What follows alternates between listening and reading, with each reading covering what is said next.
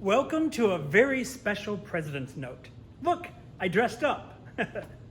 I'm thrilled to announce that the board has selected our 2022 season. And what a season it is.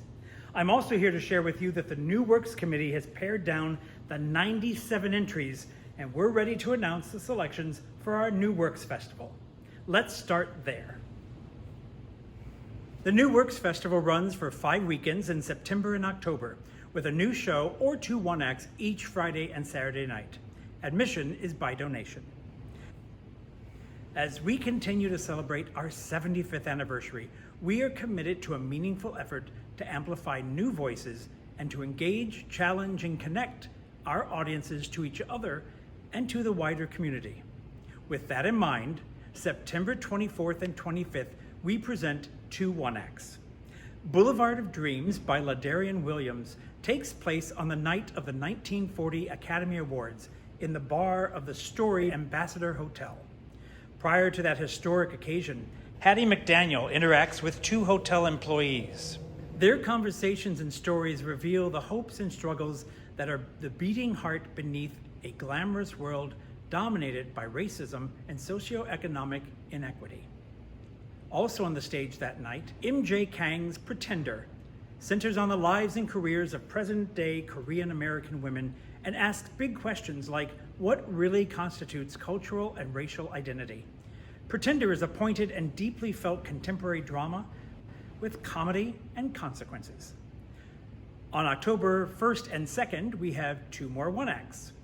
Elkie Toms puts us inside the mind of an unseen woman named Naomi in her comedy whose title says it all My Exes Walk Into a Bar.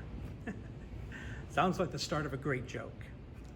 Then, for the second half of the evening, Bushra Birney's An Evening Repast is a dinner party play that defies stereotypes about the effects of painful truths on close friendships.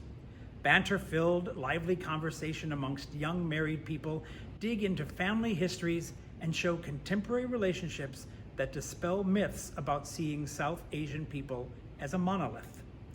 In the following 3 weeks, we will present full-length plays. On October 8th and 9th, Chris Eli Black's The Addict's Love Letter to His Prayer Book brings to life a dramatic, gritty, poetic, and heartfelt journey to self-awareness and faith on the really difficult path out of addiction. Out of trauma and mistrust and under a constant real cloud of uncertainty, love, hope, and recovery might prevail. Then, on October 15th and 16th, we present John Bolen's modern romance, A Tangled Affair, which celebrates the meet-cute screwball comedy, while also being a resonant and gripping look at family, trust, mental health, and social status, all while asking, what does ownership mean when we're thinking about art and matters of the heart? We close out our New Works Festival on October 22nd and 23rd with Beheading Columbus by Diana Burbano. Here, 2 sisters grapple with what happens when a DNA test tells them more than they may have wanted to know.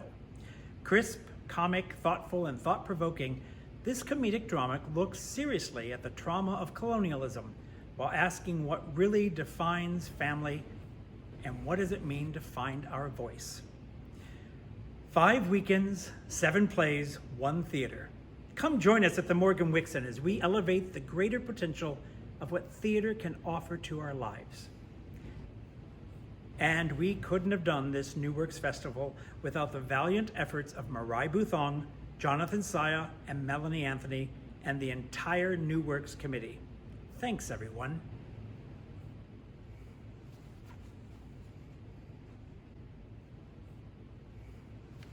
And now, our 2022 season.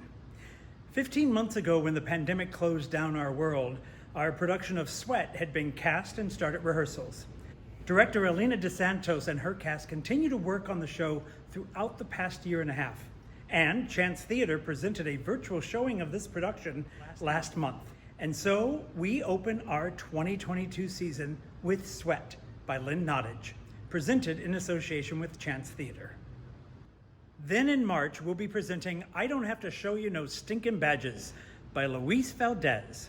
Satirical, comic, filled with puns and painful insight, The play explores the search for an authentic Chicano identity against the limiting stereotypes and restricted possibilities afforded Mexican Americans in 1980s United States. For our third show of the season, we've selected The Mountaintop by Katori Hill. It's a fictional depiction of Martin Luther King Jr.'s last night on Earth, set entirely in room 306 of the Lorraine Motel on the eve of his assassination in 1968. This play won critical acclaim in London before moving on to Broadway and other theaters around the world. We are very proud to share this show with you.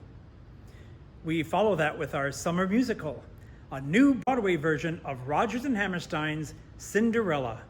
It's going to be a whole new take on the old classic for theater goers of all ages, and you won't want to miss this big summer musical. We close out our season with one of the best productions we've ever produced. The night of their final dress, I had the difficult task of telling the cast and creative team of Wild Party that they could not open the next night due to the impending pandemic. It was a sad night for all.